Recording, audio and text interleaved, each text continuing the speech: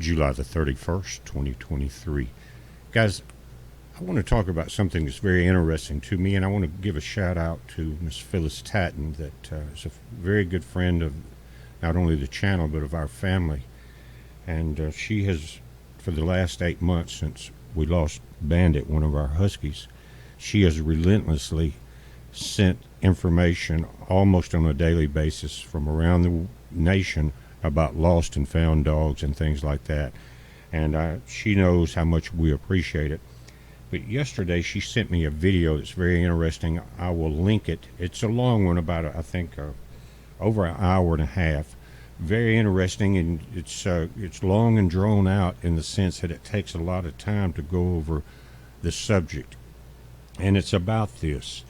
And I again will link that, and I would suggest, like I did, I watched it in segments, because after an hour and a half or something, you've went through so much in your mind that you've lost most of it and trying to recap it. So the link that I put in there, again, I would suggest breaking it up and absorbing that. It's more detail than I'm going to get into here, but Miss Phyllis, you know that I appreciate you sending me that, and I watched it, and it was something that I had wondered about for quite a while. And we get misinterpretations in both the Old and New Testament, and Jesus talked about the scribes and the Pharisees, and the scribes are the people that do this.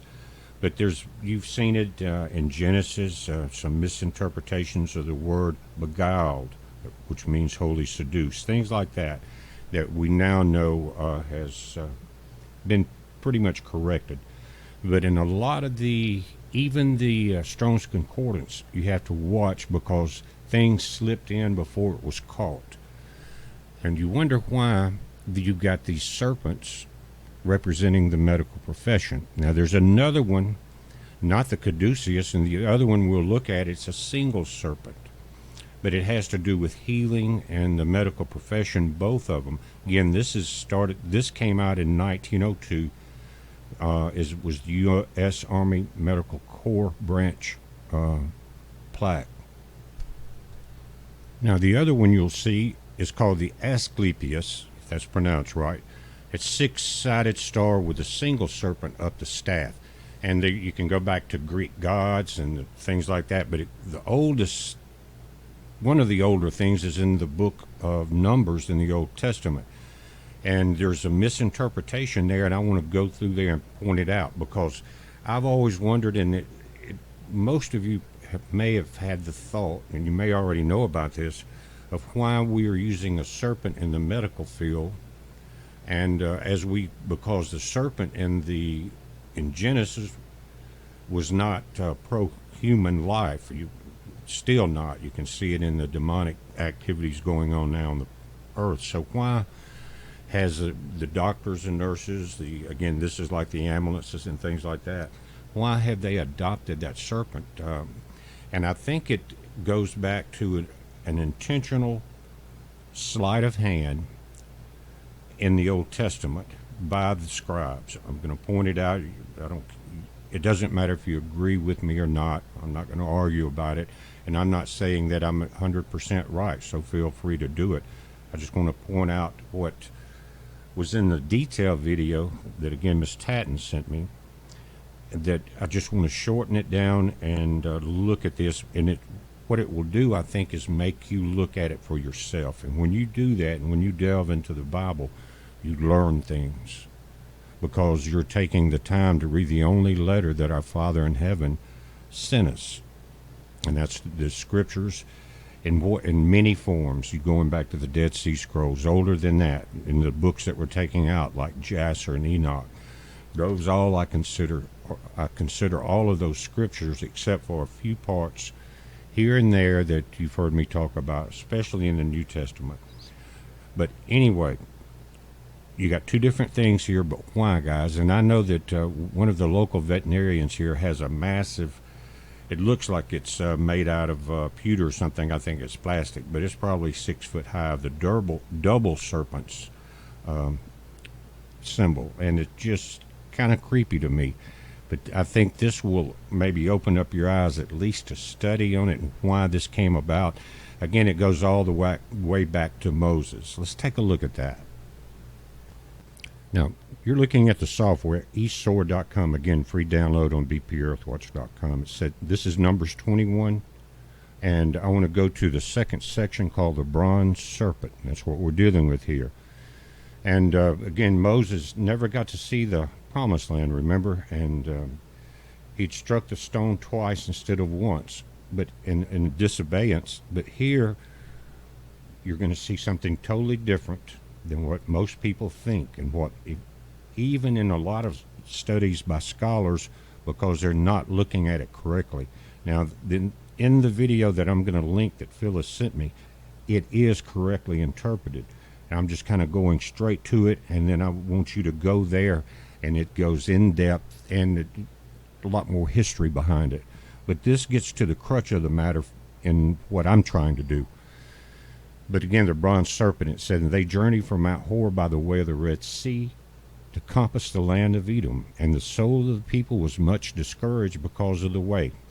Remember, 40 years. And the people spake against God and against Moses. Wherefore have ye brought us up out of Egypt to die in the wilderness? For there is no bread, neither is there any water, and our soul loatheth this light bread. Now, they had rather be back in Egypt than be free. And the Lord sent fiery serpents among the people, and they bit the people, and much people of Israel died. Therefore the people came to Moses and said, We have sinned, for we have spoken against the Lord, and against thee. Pray unto the Lord that he take away the serpents from us. And Moses prayed for the people. And the Lord said unto Moses, Make thee a fiery serpent, and set it upon a pole. And it shall come to pass that every one that is bitten, when he looketh upon it, shall live. And Moses made a serpent of brass, and put it upon a pole. And it came to pass that if a serpent had bitten any man, when he beheld the serpent of brass, he lived. Now, we just read through this, but I'm going to go and we're going to look at this dictionary a moment. What I want you to concentrate on is 21:6, and the Lord sent fiery serpents. Okay? Now, if we click up here on where it says KJV, King James Version, to KJV Plus, it's going to give us the definition of the words. Now, again, watch what happens. In 21:6 again, notice the numbers in purple. They start with a H because it's in Hebrew. Then it gives a number. The Lord sent fiery serpents. Click here on H5175, the Hebrew meaning. Let's go there. It says Nakash, and that's the correct interpretation. It means a snake or serpent, and it comes from the sound from its hiss. Again, H5175, and this is at the end of fiery serpents. Now, Nakash, snake. Let's go to just down a couple of words. Now, 21:8, with the numbers turned on. You can see it right here, guys. It says, in the Lord, gives the numbers, Hebrew numbers, with the number that you can look up in the concordance and others. It says, and the Lord said unto Moses, Make thee a fiery serpent, set it upon a pole. Here, fiery serpent, you'd think Nakash, right? Same words, but it's H8314. This is very important. It says Saraph, or Seraph. And here, this is where you've got to watch the concordances, because they studied it, but they missed a few things, and I'll prove it to you.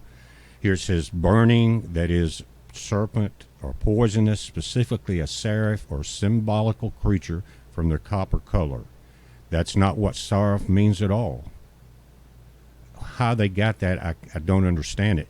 This is talking about like an angel, a being, and I'll show you that. Let's take a look at it. So the whole thing about the serpents around the pole was not what God told him to do.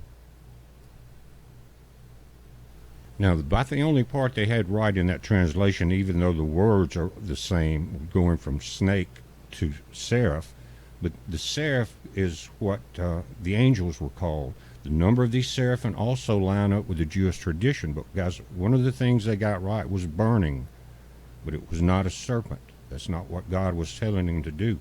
He wanted a picture of one of these seraphim angels or an image on the pole. But in the video that I'm going to link to, it goes back to some of the origins of Moses and his ties to Egypt and some of the serpent worship that goes back older than that, all the way back to the Sumerians. That's why the video that I'm again will link to is so long. I just want to pique your interest. What are the seraph angels called? The number of these seraphim also lines up with the Jewish tradition and Jewish history. They have names: Michael, Gabriel, Raphael, Jeremiel, Rachiel, Zerachiel, and Remiel. We also know that Lucifer was once included among them, but lost his rank and position when he sinned, was thrown down to earth. That's serpent. Now, again, you can go back, pause the video, look at how we pull the numbers up, and do that. But if you've ever been not completely comfortable with the symbol of the serpent, then I understand. Now think about this. For a long time, people had a lot of trust in the medical profession, right? Now, is the symbology coming to a head now after what we've seen go on in the last 2.5 or 3 years with the you-know-what and the lockdowns? Then it makes more sense. The serpent does, doesn't it? Because no one really trusts them anymore, or anything that comes out of their mouths. And that's getting to be mainstream now. But again, I wanted to pull this up, let you look at it, look at the differences in the words, and why that staff is where it's at. Satan always wanted to step in and change things, to confuse people.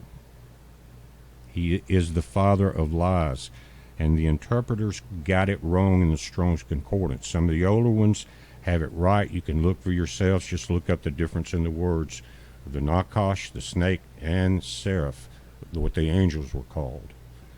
And we're watching it, guys. Check out the link below. Again, you may want to break up the time slot on watching it, simply because it's just a known fact. You can lose a lot by staying on the same subject too long. Just take a break, come back, or whatever, because it's very important. I think the knowledge is good.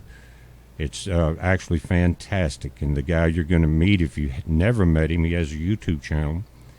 You're going to find a lot of interesting things there. We're watching it. You watch it. It's a heads up. Be safe.